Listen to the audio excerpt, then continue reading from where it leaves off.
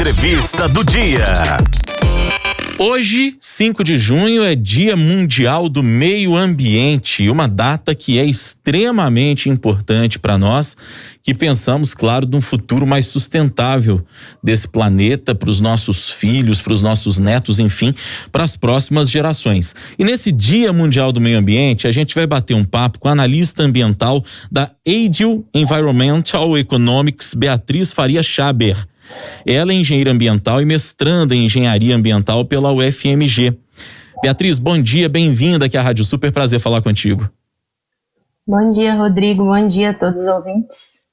Beatriz, para a gente começar esse nosso bate-papo, Dia Mundial do Meio Ambiente.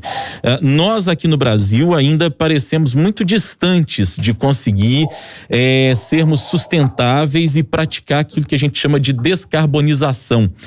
Que balanço que você faz das últimas notícias que a gente tem no Brasil, como, por exemplo, um ministro do Meio Ambiente investigado, por exemplo, por extração ilegal de madeira que seria enviada para os Estados Unidos e para a Europa, da falta de incentivos para uma economia mais sustentável, enfim, das dificuldades que como país a gente enfrenta para ter, digamos, uma economia mais limpa? Então, primeiramente é um prazer estar aqui, né? E realmente é muito preocupante. O Brasil é um país que tem tudo para liderar a pauta de meio ambiente, né, no planeta, por ter um dos maiores ecossistemas e biomas mais importantes para o mundo, né, para manutenção, né, do meio ambiente. E o Brasil, ele vem, né, nos últimos anos, decepcionando tanto nós, habitantes, como o planeta, né? Em termos, a gente não está conseguindo, né? A gente assinou o Acordo de Paris, acordo mais importante das mudanças climáticas, né? Assinado por países do mundo inteiro, e o Brasil, até hoje, ele não está conseguindo reduzir, cumprir suas metas, né? Então, é um desafio muito grande para o Brasil ainda, e o que resta para a gente como sociedade mesmo, engajar individualmente, coletivamente e politicamente para que a gente consiga essa descarbonização. E ela é possível, né? Muitas pessoas acham que a descarbonização e o desenvolvimento sustentável, ele vai prejudicar a economia do país, e não é assim, né? Ele traria novos empregos. Hoje no Brasil, por exemplo, os maiores emissores de gases de efeito estufa, né, que são os gases que contribuem para o aumento da temperatura do planeta, são municípios amazônicos, e são municípios que têm contribuições muito baixas para o PIB do Brasil. Então, é possível a gente alcançar essa descarbonização de forma que a gente inclua toda a sociedade nisso, o compromisso realmente de todo mundo ir junto e não deixar ninguém para trás, né? Que é uma coisa que a gente sempre fala, porque as mudanças do clima, elas não têm fronteiras, mas elas afetam as pessoas de modo diferente.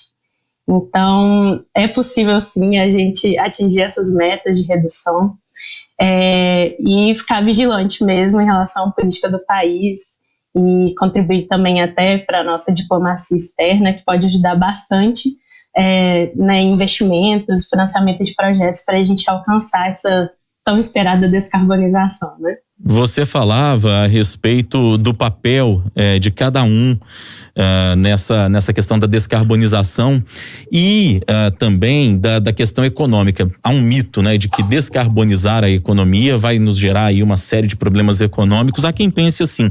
Eu te pergunto o seguinte: qual o papel da iniciativa privada e do setor público para que isso aconteça de fato? Porque a responsabilidade não é apenas de um e apenas de outro, né? Isso, a gente fala que todo mundo tem responsabilidade no enfrentamento das mudanças climáticas, mas as responsabilidades são diferentes, né?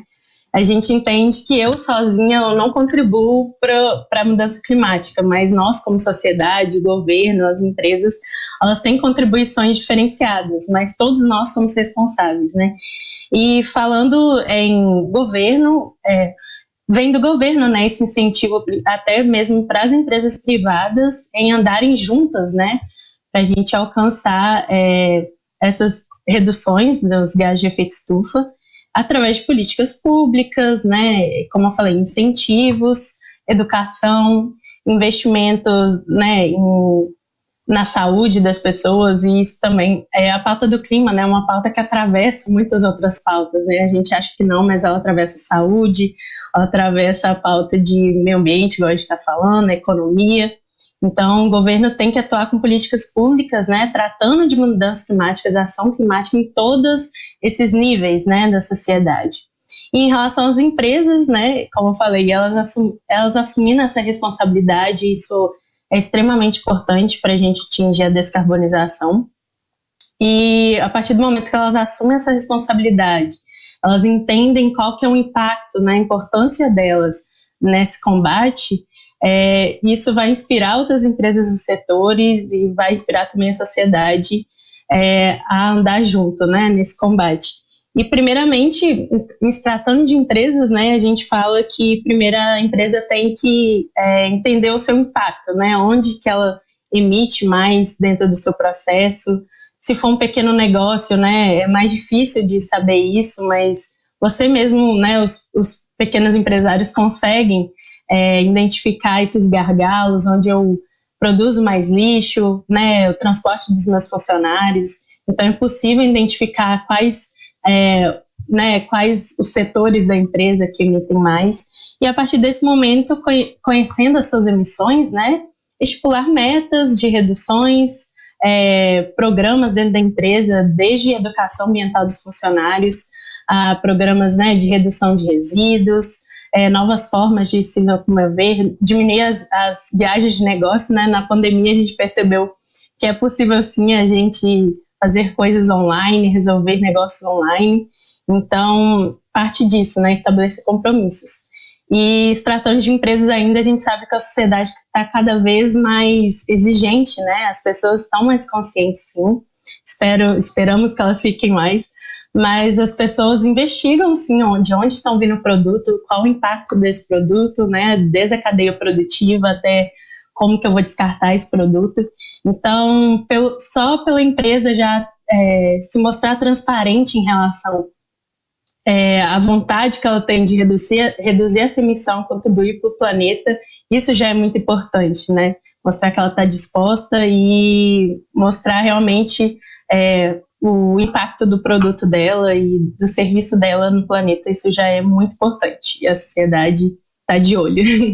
A gente está conversando com a analista ambiental Beatriz Faria Schaber, engenheira ambiental e mestranda dessa mesma área pela UFMG. Ô Beatriz, você destacou aí a pandemia ela mudou muitas das nossas relações com a cidade, com a vida como um todo, né? Como é que a pandemia impactou o processo de descarbonização no país?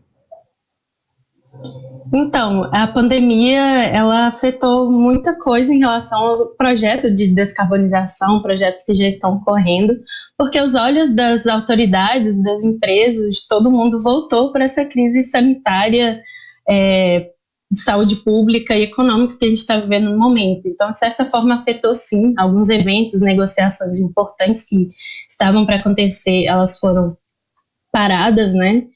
E a pandemia o foco da sociedade mesmo está nela.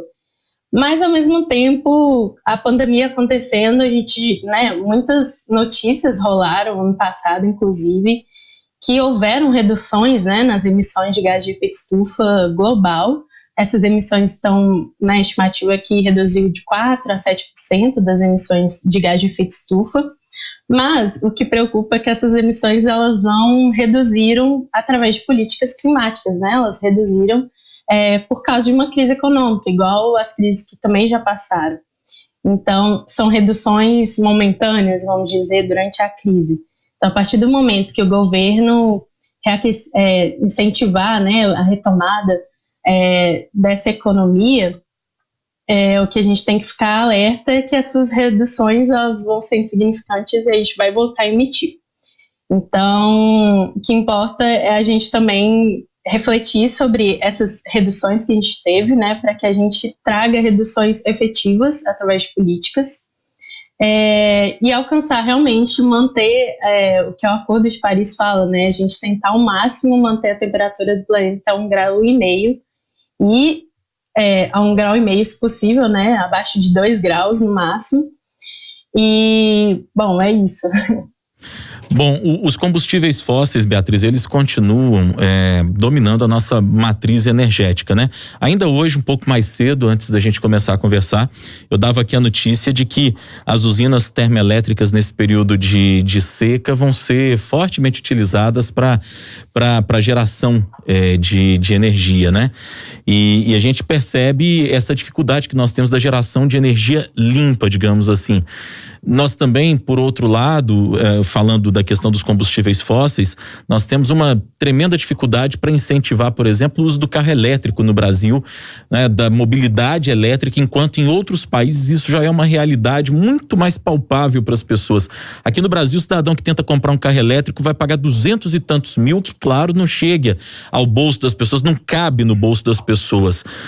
Quais são as principais soluções para que a gente possa mudar um pouco a nossa matriz energética, saindo dos combustíveis fósseis, saindo dessa geração de energia mais suja, digamos assim, e partindo para uma realidade nova, já que até a infraestrutura para o fornecimento de energia, por exemplo, no Brasil, passa por dificuldades?